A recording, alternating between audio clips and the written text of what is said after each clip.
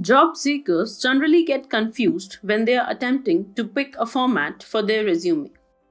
There is much more to consider when it comes to resume formatting. Should it be fancy or just the facts? What are the best fonts to use?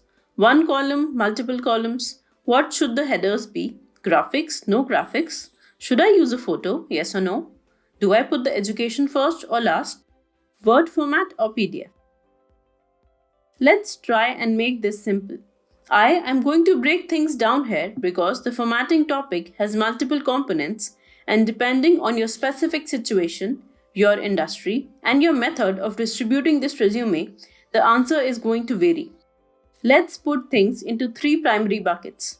Bucket number 1, formatting the resume for the ATS. Bucket number 2, formatting the resume for the human reader. And bucket number 3, choosing how to order your specific resume sections. Let's start with bucket number 1, formatting for the ATS, or again, applicant tracking system. This is the most important and most confusing part of formatting. If you are planning to apply for jobs via online applications, you have got to format your resume with the scanning software in mind. Many companies use an online system for processing resumes. The ATS, or applicant tracking system, searches for keywords. It does not work well with shaded areas on a resume, and it does not recognize certain types of layouts. Colors, odd-shaped bullet points, columns, shaded areas, and strange fonts prevent the scanning software from doing its job. And while these systems have become much smarter and have vastly improved from a few years ago, I would not take any chances. If you use a lot of images, clip arts, or fancy fonts, then you are most at risk of never being contacted, and that is because the ATS does not know how to read and analyze your resume.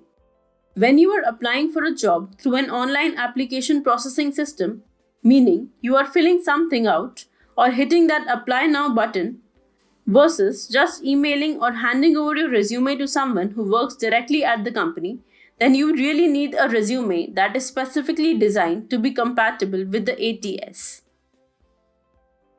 Now you might ask, what exactly is the ATS going to be looking for? Number 1, it is going to be looking for keywords. First and foremost, it is going to be looking for the keywords that the recruiter or someone on the HR team has programmed into the system and told it to go back and look for. Most likely, that person is making decisions based on the job description itself. So, job description is the first place you should look for when you are deciding on which keywords to include on your resume.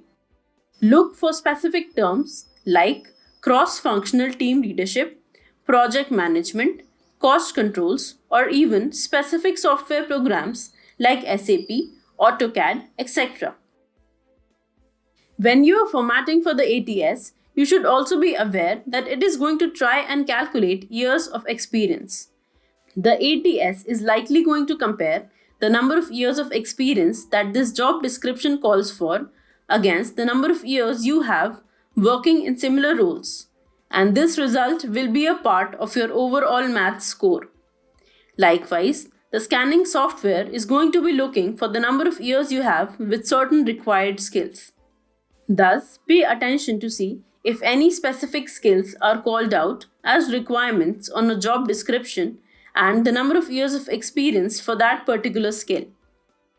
At last, the ATS will probably be programmed to go and look for required degrees or certification that are listed in the job description. So, if you have them, be sure and spell them out in the same way that you see listed on the job description. There are no gray areas with applicant tracking system. It is black or white, yes or no.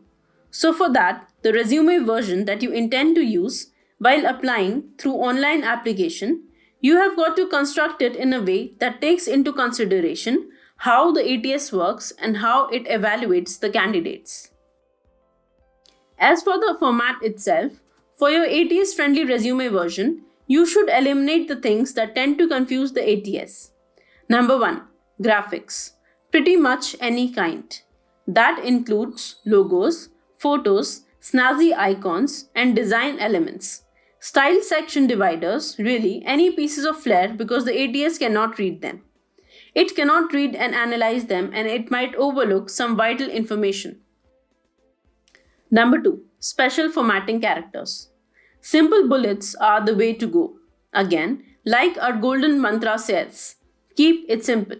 Also, avoid abbreviations and jargons. Number 3. Do not use multiple column formats.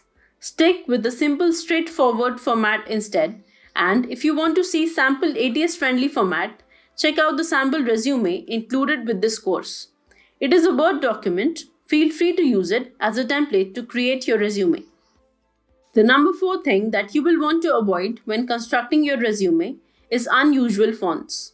The ATS just cannot read them. Stick with standard fonts that are common and widely used, such as Arial, Verdana, Georgia, Tahoma, or Times New Roman. Okay, now let's talk about formatting your resume with a human reviewer in mind. We need to wow human reviewers with our resume too. The human reviewer is looking for many of the same things that the ATS looks for, such as the obvious signs that you are qualified to do this job, number of years of experience that you have, and keywords that match up to the job that you are hoping to land. But the humans are also looking to be emotionally moved. They want to be able to quickly detect that you are a higher performer, that people like working with you, and that you are someone who will likely fit in and around the place if they hire you. In short, the human reviewer is looking at both your hard skills and softer ones like personality, level of performance, and cultural fit. Humans also appreciate visually pleasing resumes, ones that make finding key information easy and help them see almost everything immediately that you are worth calling in for an interview. When you are formatting for the human reviewer, you want to make sure your resume includes these key ingredients. Number 1. Consistent formatting. You need to make sure that you break up each section in a way that is easy to read, makes good use of white space, and utilizes bold or italics consistently through the entire document. If you have got inconsistent formatting going on, the reviewer is probably going to assume that you are either careless or lazy, and these are pretty much the last things you want them to conclude when they look at your resume. The number 2 key ingredient of a human-friendly resume is font size that is actually readable. Number 3 ingredient is strategic placement of your most important information, and we are going to cover this one in more detail in future. Realize that the humans are moving really quickly through dozens and dozens of resumes most of the time. So, they need to see that you are an obvious match the instant their eyes hit the page. So, with this in mind, you should strategize on which sections go where so that the reviewer can quickly see this clear evidence of how and why you are a match. We are going to talk more about this as we roll forward here. And the number 4 key ingredient of a human-friendly resume. Work experience that is divided up in a way that allows the reader to quickly see the stuff that you are most proud of or that you consider your best accomplishment. And make sure that is relevant to the position you are applying for as well. The last thing to note here would be the items that should not appear in a traditional resume. These include photos, your date of birth, hobbies, marital status, your gender, and the sentence that references will be furnished upon request.